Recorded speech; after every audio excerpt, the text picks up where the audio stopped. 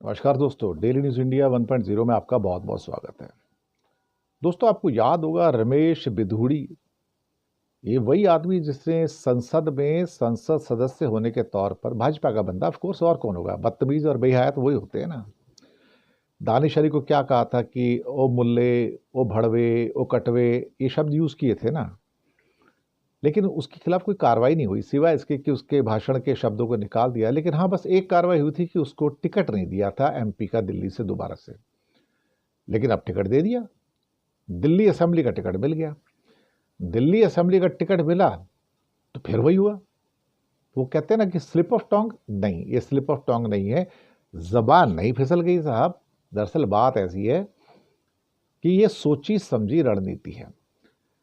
अब बयान दे दिया इस पर प्रियंका गांधी पर, और बयान ऐसा दिया जिसपे जम के कंट्रोवर्सी हुई, प्रियंका गांधी भी भड़की। और फिर उसके बाद हालात कुछ ऐसे हो गए कि बीजेपी के जो बड़े नेता थे वो रमेश बिधूड़ी के इस स्टेटमेंट के ऊपर बगले झांकते नजर आए। क्या कहा क्या उन्होंने, पहले तो मैं बता देता हूं कि कोई ऐसा बयान जिसने चोट पहुंचाई और बीजेपी भी उससे पीछे हटती नजर आई। उन्होंने कह दिया कि दिल्ली में कालका जी जो कॉन्स्टिट्यूंसी है, कालका जी की सड़कें ऐसी बना दूंगा कि वो प्रियंका गांधी के गाल से भी ज़्यादा चिकनी होंगी। अब ये भाई ये कुछ ज़्यादा हो गया ना, है ना, कि कालका जी की सड़कें ऐसी बना दूंगा जो प्रियंका गांधी के गाल से भी चिकनी होंगी। अब जब इसका बैकलैश हुआ तो भाई सिर पे पड़ी तो कहती लेकिन मेरा कहने का मतलब ये नहीं था, तो मैं अपने शब्दों को वापस लेता हूं। लेकिन मुसीबत ये है कि मुंह से निकला हुआ वाक्य तो वापस आता नहीं। जैसे कमान में से निकला हुआ तीर वापस नहीं आता है, वैसे ही बात मुंह से निकल गई तो भाई वो वापस नहीं आती है। अब उन्होंने पहले तो खुद ही कहा कि भाई एमपी का टिकट नहीं मिला तो एमएलए का टिकट दे दो, कुछ ना कुछ तो हो जाएगा।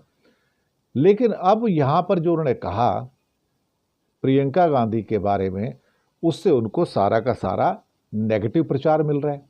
और नेगेटिव प्रचार के साथ हुआ क्या कि वहां पर उनके सामने दरअसल महिला उम्मीदवार भी हैं, दो दो मजबूत महिला उम्मीदवार हैं। तो महिला विरोधी बयान हो गया।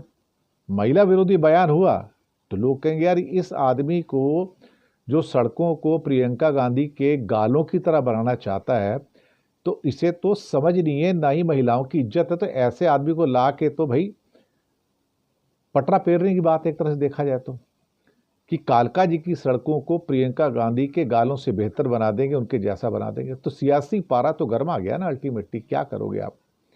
आम आदमी पार्टी भी हमलावर है, कांग्रेस भी हमलावर है, और बीजेपी एकदम से शेल में चली गई। मैं इसको कैसे डिफेंड करूं? डिफेंड करने लायक है नहीं ना ये।